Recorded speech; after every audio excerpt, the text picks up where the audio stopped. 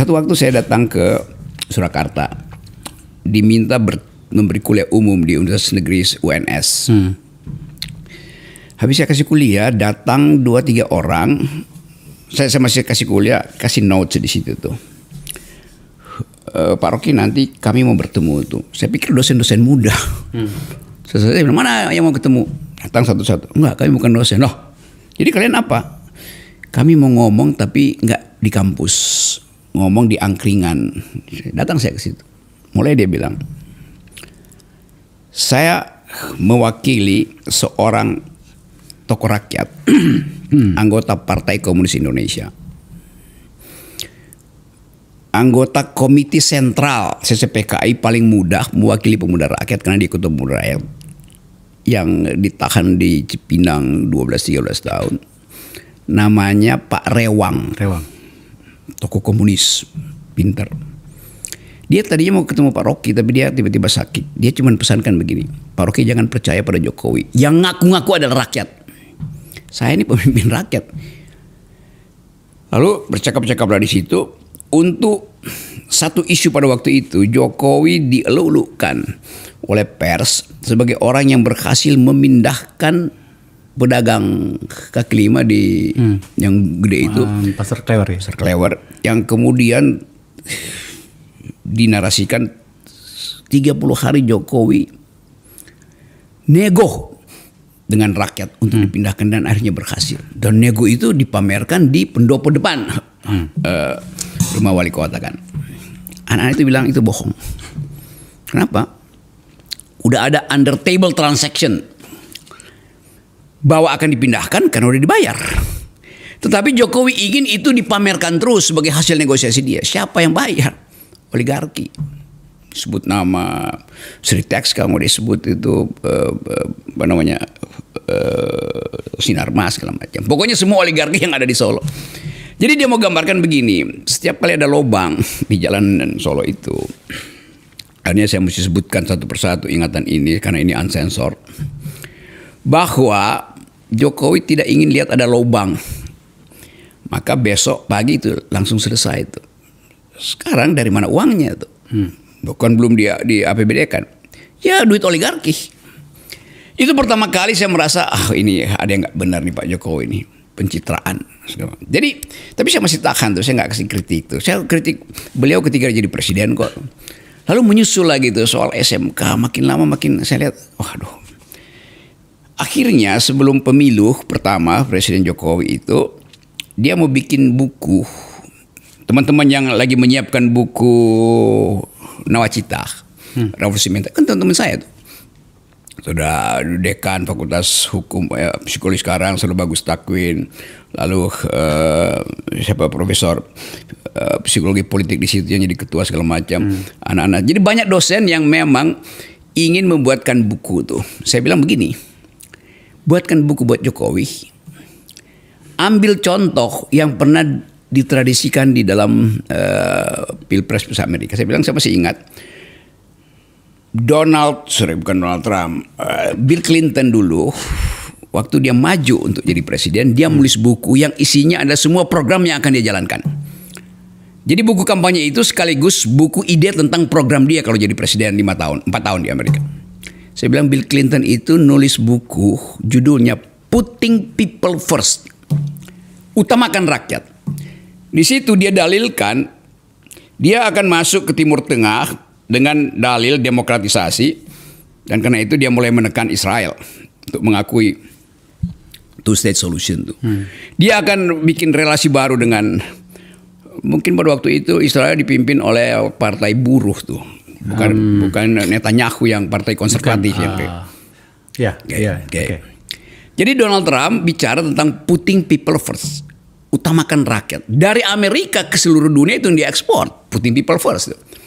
Karena itu Indonesia misalnya di era Clinton kan kita dapat banyak social safety net tuh, dari pajak orang Amerika. Maka saya terangkan pada teman-teman yang lagi membuat buku ini, ikuti cara Partai Demokrat. Partai Republik nggak pernah bikin buku itu. Di Amerika kalau Partai Demokrat dia akan berjanji politik luar negeri dia jalankan, anggaran pertahanan dia buka di situ. Lalu saya bilang Pak Jokowi mungkin mesti baca buku itu tuh. Saya tambahin lagi. Obama menulis buku Audacity of Hope, keberanian untuk punya harapan. Dia dalilkan di situ tuh relasi dengan Timur Tengah, demokrasi yang harus dimulai oleh prinsip dalam tradisi Amerika, habits of the heart, kebiasaan dari dalam hati yang ditulis dulu oleh Tocqueville kan. Jadi saya bilang Pak Jokowi datang dari rakyat, maka dia lebih cocok dengan prinsip-prinsip Partai Demokrat di Amerika. Saya kasih 2 contoh itu. Clinton nulis buku Putting People First, Obama nulis buku Audacity of Hope itu. Sekarang mau beri nama apa bukunya Pak Jokowi? Yang mereka sebut itu revolusi mental, nawacita segala macam. Dalam pertemuan berikut, jadi udah berapa kali kan itu kelompok kecil diskusinya, saya tahu lah apa isi buku itu. Romo Beni juga teman saya tahu apa yang dia mau nulis itu. Satu waktu akan ada persiapan membahas draft yang udah selesai itu soal nawacita revolusi mental. Kalau nggak salah Jalan Subang sini nih. Di UI itu ada kafe kecil di belakang FISIP, antara FISIP dan tempat saya ngajar di FIB itu namanya Next Door Cafe. Kita ngobrol di situ. Tiba-tiba beberapa tahun, gue mesti pergi ke Jalan Subang nih, ngapain? Karena ditungguin Jokowi. Buat apa? Buat nerangin isi buku kampanye Jokowi. Oke, di Subang teman saya nelpon itu. Ya nih persiapin berapa lembar yang jadinya? 120 apa 220? Tebel banget. Lu bikinin deh 4 halaman atau 8 halaman. Executive summary itu. Supaya Pak Jokowi baca intinya itu. Bikin. Nah itu Jokowi datang tuh. Ini cerita mereka ya.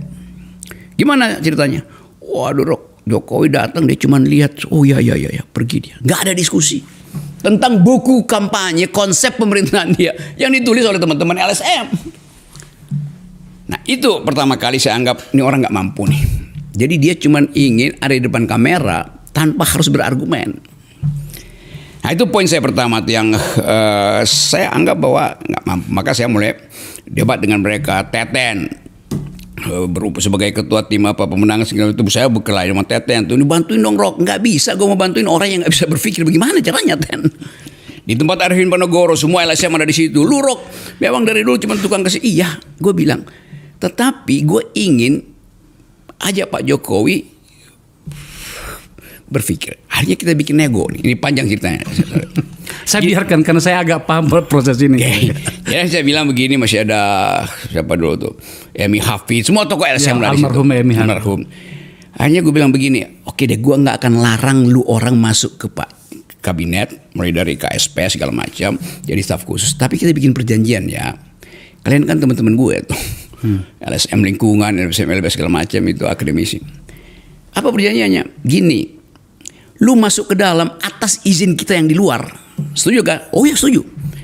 Apa yang kita lakukan? Didik Pak Jokowi dengan ide-ide tentang demokrasi, human rights, civil society. Oh ya kita akan lakukan. Oke. Sekarang ada prinsipnya di dalam persahabatan untuk menghasilkan pemimpin. You ada di dalam atas izin kita. Oleh karena itu gue yang di luar, lu harus laporin ke gue apa yang ada di luar. Fair dong tuh. Kalau saya mau bantu kok. Mau Benny saya bilang begitu juga tuh. Ben, lu berteman sama gue. Bahkan semua kalau lu nggak bisa mampu menulis tentang pluralisme, gue yang tulisin ide-ide pluralisme supaya Pak Jokowi baca itu dia dipidatokan soal itu pikiran dia tuh. Gue brief. Kayaknya waktu itu Romo Benny bilang, gue akan ngomong sama Pratikno. Akhirnya nggak jadi. Karena mencurigai saya. Jadi dari awal saya bilang Pak Jokowi under capacity, tetapi dia semacam percobaan kita untuk memulai tradisi civilian values itu.